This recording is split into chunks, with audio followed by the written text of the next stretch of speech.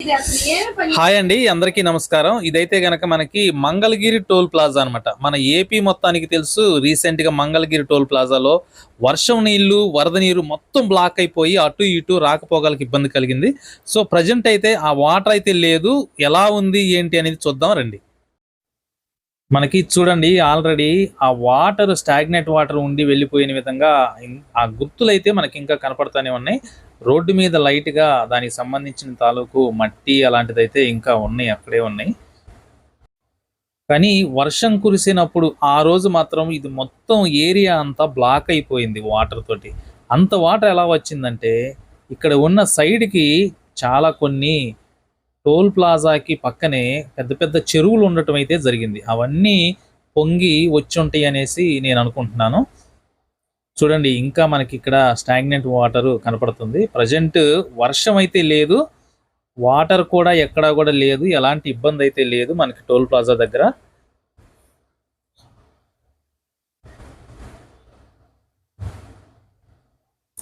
ఇందాక చెప్పాను కదా పెద్ద పెద్ద చెరువులని. కాజా టోల్ ప్లాజా దగ్గర అవేనండి పెద్ద పెద్ద చెరువులు అయితే ఉన్నాయి మనకి. అవన్నీ ఫుల్ అయిపోయి రోడ్డు మీదకి రావడం అయితే జరిగింది. దానివల్లే అంత ఘోరమైనటువంటి పరిస్థితి జరిగింది టోల్ ప్లాజా.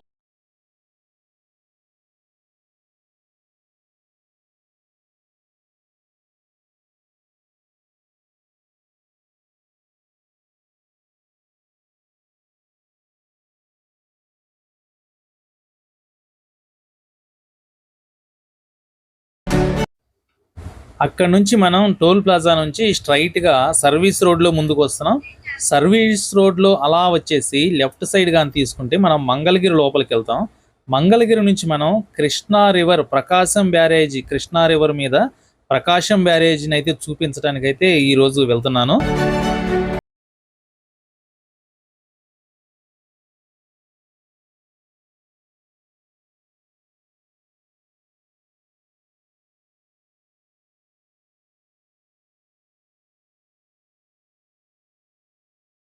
ఇక్కడ ఈ సర్కిల్ ఉంది కదా, దీన్నే నేతన్న సర్కిల్ అని పేరు పెట్టారు. అక్కడ ఒక మగ్గం నేస్తున్నటువంటి ఒక కార్మికుడు బొమ్మ వేసి సర్కిల్ గా పెట్టారు. దానికి నేతన్న సర్కిల్ అని పేరు పెట్టారు. మనం ఇలా లెఫ్ట్ సైడ్ తీసుకొని మంగళగిరి దాటేసి ముందుకైతే వస్తున్నాము. ఇటు నుంచి వెళ్తే తాడేపల్లి, రైట్ సైడ్కి వెళ్తే తాడేపల్లి వెళ్ళిపోవచ్చు. స్ట్రైట్ గా వెళ్తే గనక మనం కృష్ణా రివర్ మీద ఉన్న ప్రకాశం బ్యారేజీ, దుర్గమ్మ టెంపుల్, ఆ రెండు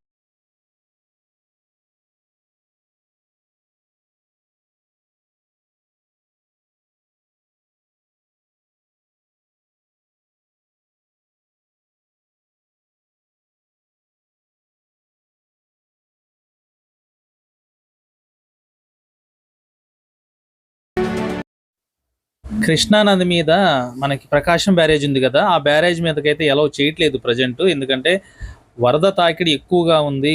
ఇన్ఫ్లో అవుట్లో కంప్లీట్గా ఓపెన్ చేశారంటే దానికని వెహికల్స్ కానీ మనుషులకు కానీ ఎలా చేయట్లేదు. అందుకోసం అనేసి మళ్ళా రివర్స్లో వచ్చి ఇలా వారధి మీదుగా మీకు చూపించాలనేసి అయితే ఈ వారధి మీదుగా వెళ్తున్నాను.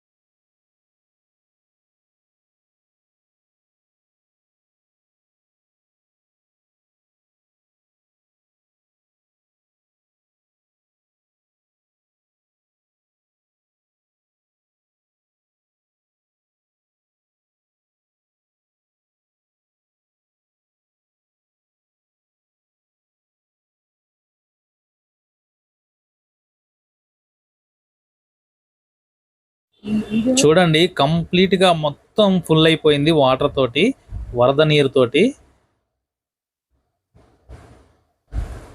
సో చూస్తుంటేనే చాలా భయంగా ఉందండి. అటు ఇటు కంప్లీట్ గా మొత్తం వాటర్ లెవెల్ అయితే టాప్ రీచ్ కి చేరిపోయింది.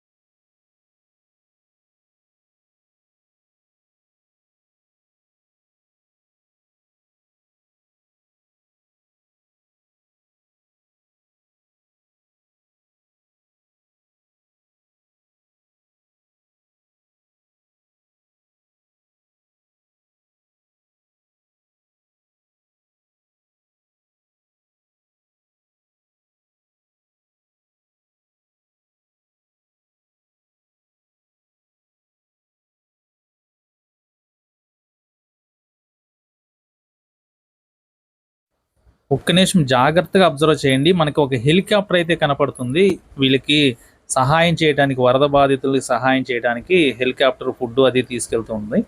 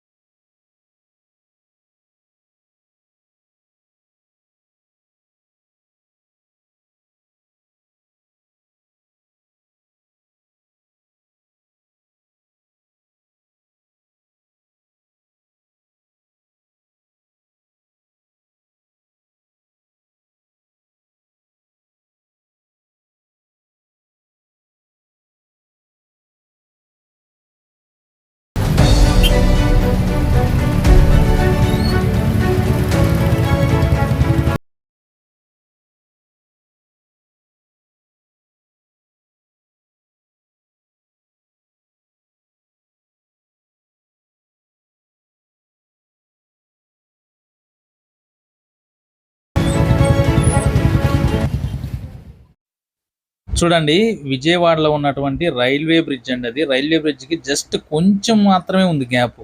So railway bridge high alert అని కూడా ప్రకటించారు. చాలా ఘోరంగా ప్రవహిస్తుంది కృష్ణమ్మ.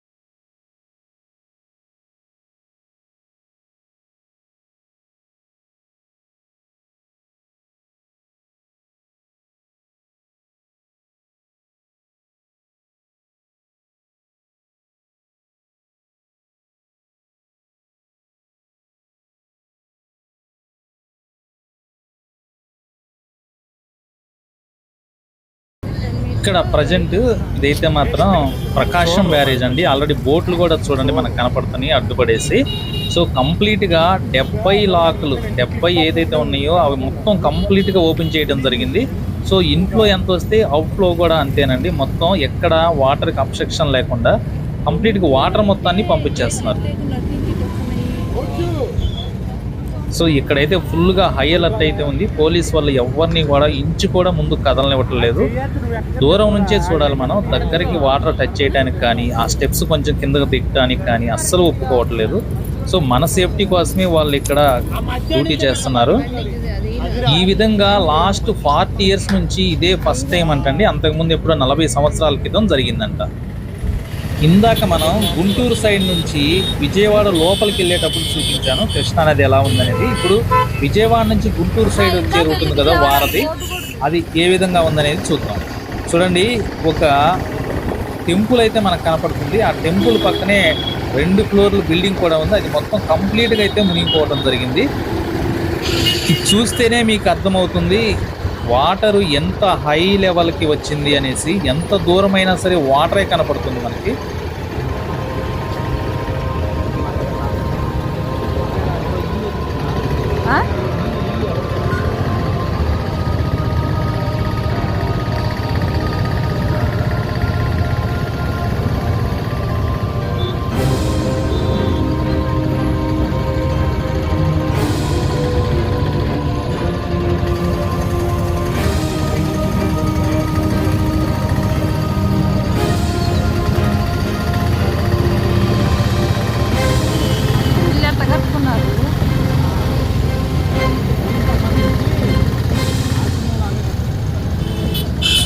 చూడండి, ఈ విధంగా మనకి వాటర్ అయితే మొత్తం అన్ని చోట్లకి వెళ్ళిపోవడం జరుగుతుంది. కృష్ణా వాటరు విజయవాడలో మెయిన్గా ఈ పరిస్థితి రావడానికి కారణం బుడమేరు ఉప్పొంగటమేనండి. బుడమేరు కట్టలు తెగిపోవడం కానీ ఉప్పొంగటం కానీ. బుడమేరుకి పైనుంచి ఖమ్మం నుంచి స్టార్ట్ అవుతుంది బుడమేరు. ఆ బుడమేరుకి వరద రావటమే విజయవాడ సింగ్ నగర్కి వాటర్ అనేది రావటం జరిగిందండి మెయిన్గా.